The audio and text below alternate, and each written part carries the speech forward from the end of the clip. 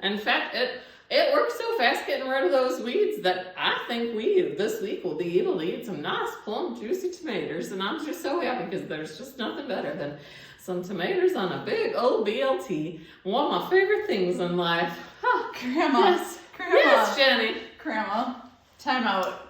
Okay. I was in the attic again. Yep. Obviously, that's the goal, right? What is this, Grandma? Oh, the stars, the memories. Well, this is a robe, I see as that, you can see. What? This is from my time as a Supreme Court justice. Wow.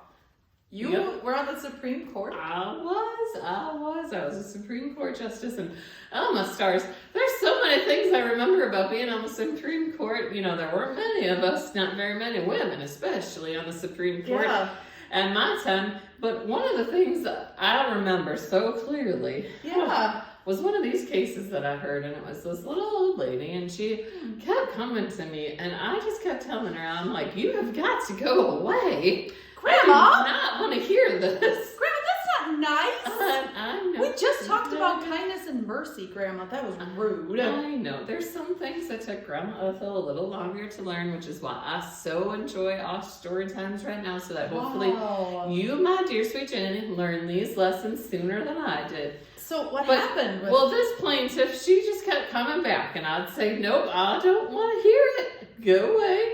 And then you know what she would do? She would go away, and then she'd come right back. She was like a little golden retriever. She just kept coming back and coming back and coming back, and I'd send her away, and I'd send her away, and I'd send her away. She was very persistent, huh, She Grandma? was very persistent, and finally I just got to the point where I said, enough! I'm so tired about hearing about this. I'm just going to give you whatever you want. And so I ruled in her favor, dear sweet Jenny, because she just kept coming back.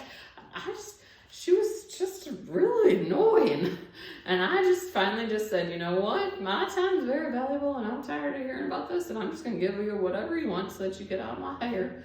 Because my hair needed to stay nice. Well, I'm glad that she was persistent, but your attitude, Grandma, of just giving in is not acceptable for the reason you said so.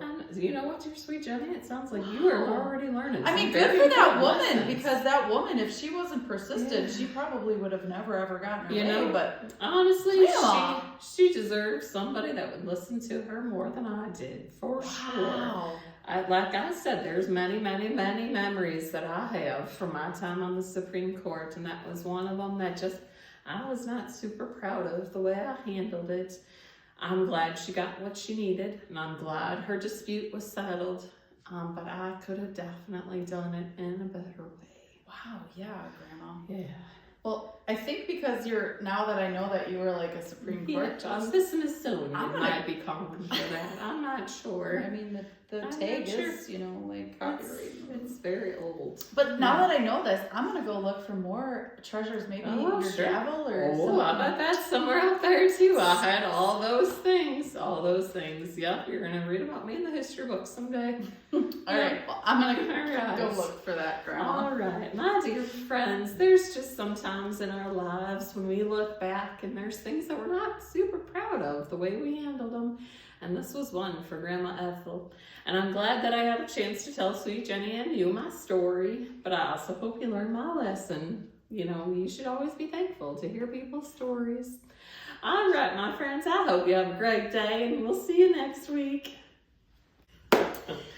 Hey there. We are talking persistence today. So persistence, first of all, means like never giving up. Yeah. It's continually. It's a big word. Like going and going and going, and you're not going to like let it go. Yep. So persistence in this story is talking about a widow. So this is a woman who has lost her husband. And she has an issue that she needs to go before a judge with. But the judge isn't a very kind judge, and he even admits, like, I don't care about people. And I don't care about God. But she doesn't give up. Nope. She is persistent. She's going to keep going and going and going and going and going to the judge until there's justice, right? Mm-hmm. So what does the judge finally do? Just to get rid of her because he doesn't actually like people. he finally just says, fine, I'll do it. I'll do it. Here's your answer. You got what you want because you please just go away. Annoyed me to no end. And here, bam, here's your answer. So what lesson is Jesus teaching us in this parable? Because not that one. It's not the annoyance of persistence. In fact, it's the exact opposite. This lady kept and kept and kept at it because she was hoping to hear an answer, hoping to get something from it. So we see in this, we are encouraged by God in the Bible to pray consistently. Sometimes we fall into the trap of, or the downfall of, using prayer only in really good times to thank God for something, or in really bad times to be like, why God is this happening? Please save this person or this situation. But God wants prayer to be a natural conversation that happens with him and his children, just to keep going. Yeah, and he's trying to tell us through this parable that he will never be like the judge in this case. He's never going to throw up his hands and be like, oh my gosh, I am so tired of, Sam praying all the time and he's driving me crazy and I need to stop listening to him. No, God is telling us he is the opposite of that judge. He looks forward to our conversations. He wants to hear from us. He wants us to pray to him. We will never exhaust him. No. We will never tire him out. We will never break him down. He sees prayer as his chance to be with his children, and it delights him. Yeah, so we see that when God says pray consistently, come to me all the time, it should just be that. We are talking to God no matter what the circumstance, highs, lows, just a natural conversation, just like you have with your parents, your siblings, your grandparents. You just want that to flow, not just when you're in trouble and need something, or that you're thanking God because you passed the test that you finally were studying so much for. But he just wants it to be a natural conversation where you just at all times are praying and talking to him, because that's what he's there for. He's there to listen to his children, to love his children, to show grace and mercy and forgiveness and all of those other fun things. So keep praying. You're not going to tire him out. Nope, you will not get the answer like the widow did and just fine. In fact, you'll be like opposite. You'll get lots of love and hugs and all that from Jesus.